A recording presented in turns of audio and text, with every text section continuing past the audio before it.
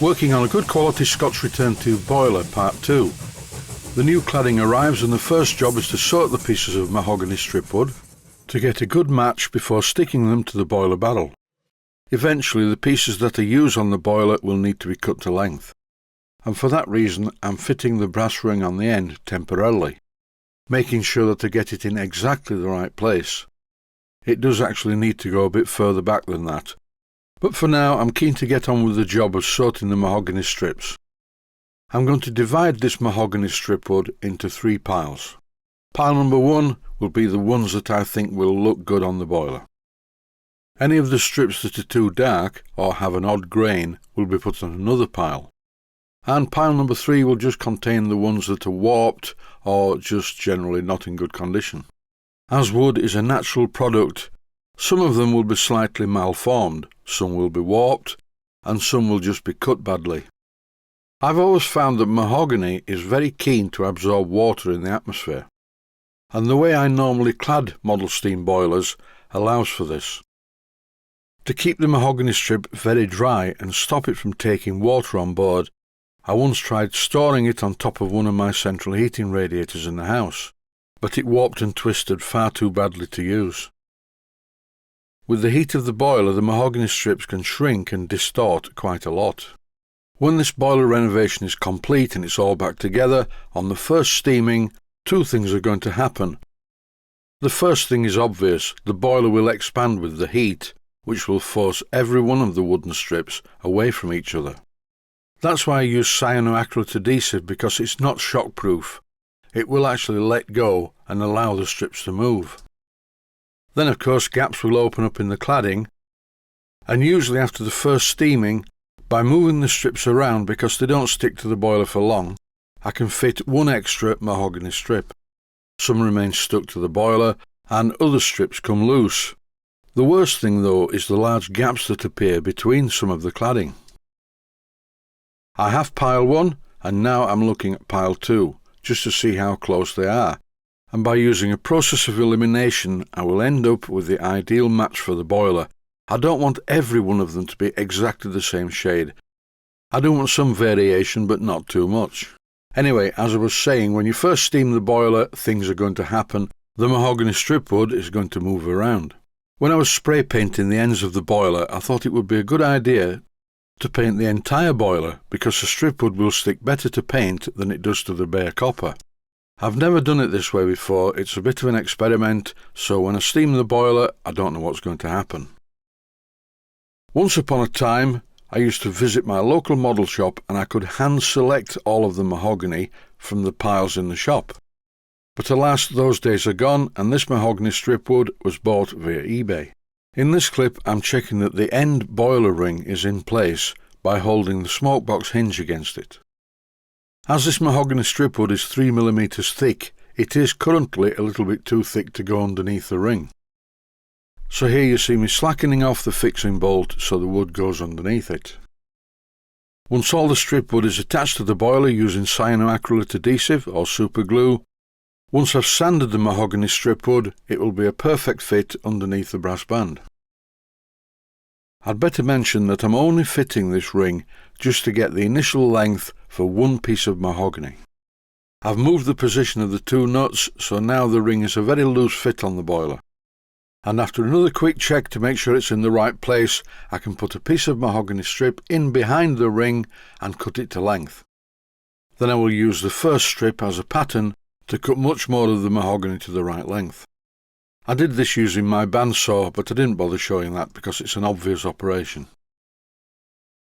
Once I'd found the correct length for the stripwood, I cut a couple of test pieces and everything was fine, so I removed the ring and fitting the strips to the boiler can begin. That is, after I've trimmed the first piece to fit around the bushes on the top of the boiler.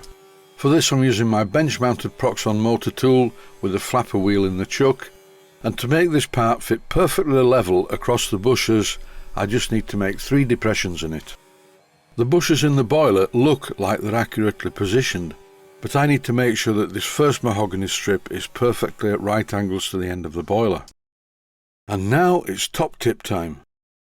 It's a good idea to put some elastic bands around the boiler to hold the mahogany strips in place. I bought some of these for my vintage model aeroplane, and they're the ideal diameter to put plenty of pressure on the mahogany strip. Did I say strip? Well, first there was one, then there was two. I'm applying cyanoacrylate adhesive or super glue onto the boiler first, and it's very important to use the medium viscosity stuff as the thin version runs everywhere. You soon get into the habit of fitting these strips. Apply the cyanoacrylate adhesive, push the strip underneath the elastic bands and then slide it into position. And as you do this, the super glue will be squeezed out from between the mahogany, not every time but most of the time. So to minimise the amount of cyanoacrylate adhesive that you get on your fingers, it's a good idea to have a cloth handy. All you have to do then is repeat the process until the mahogany strips touch the mounting rail at the bottom, or you fall into a coma, whichever occurs first. I'd just like to say that if ever you're doing a job like this which is repetitious and tedious, if you start to get bored, stop and do something else. If you lose concentration, then you may make a mess of it. These strips need to be positioned as accurately as possible. There will be a slight gap between most of the planks, because the planks are flat and the boiler is round. But it would be nice to get these gaps as even as possible. Now I'm going to speed up the video. I can't stand watching this any longer. It was bad enough doing it. Here I've removed a mahogany strip because the one that I'd selected was slightly warped. It's obviously one that I missed when I was sorting them out at the beginning. This video is running at 400% or 4 times normal speed. Very shortly, to keep the video to a reasonable length, I'm going to run it at twice this speed.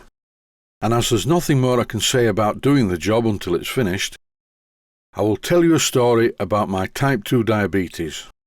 For the first 3.5 years, I managed it perfectly well using just diet. The diabetes didn't go away, and the regular medical checks I had were all fine. That was until I moved to East Yorkshire from West Yorkshire, and the doctor immediately put me on something called metformin. I'll break off the metformin story while I show you this. This is quite a handy tip for gap filling. I purposely didn't close one of the gaps so I could show you this. Apply some cyanoacrylate adhesive, wipe it off. Then sand the area with a medium grade piece of emery cloth, and what happens is all the sanding dust goes into the gap and fills it. Quite a good tip and very useful. Back to the diabetes story. So I'm on this metformin stuff and it severely affected my brain. Normally for a 6 or 7 minute voiceover it will take me about an hour. I don't use a script, I just watch the pictures and speak into a microphone. But when I started taking metformin, each voiceover was taking 2.5 hours. I would constantly lose my thread. Even in conversation with people I'd forget what I was talking about. Oh yes, and I won't mention the constant diarrhea. And when I was given this metformin, the doctor would not let me have the cassettes for the glucose meter that I bought myself. No matter how many times I asked him, he refused flatly to let me have them. Instead, he prescribed me modified release metformin, and this did 3 things. It continued to screw my brain up, my digestive system was all over the place, and even worse, it did not control my blood glucose, and I had to buy the test cassettes myself online at £30 each. I phoned the doctor's surgery, and after speaking to various people, the metformin was discontinued, and within a week the brain fog caused by the metformin completely disappeared. And after several phone calls, they finally decided they would reinstate the cassettes for my blood glucose meter. So once again, I'm trying to manage the diabetes on my own using diet. Back now to the job at hand. I cut 1 or 2 of the mahogany strips slightly too long, and when this happened, I just used a Stanley knife to cut it to the right length at the end that goes underneath the boiler band. In a moment, you'll see an obvious edit. Here it comes. This is the last piece of mahogany stripwood being fitted into place on this side. In the next episode I will do the other side of the boiler and show the marginally more interesting part of putting little bits of mahogany in the top around the bushes. Then it will be ready for the first coat of varnish. But that's it for this one. I hope that anyone out there with type 2 diabetes found the bit on metformin interesting. Stay healthy, thanks for watching, and I hope you found it useful. Please take the time to visit my Mainsteam Models website and click on the section of the website that says Video Playlists. And by doing that, you can find other videos that you may like to watch. And by using the playlists, you can actually watch the videos back to back.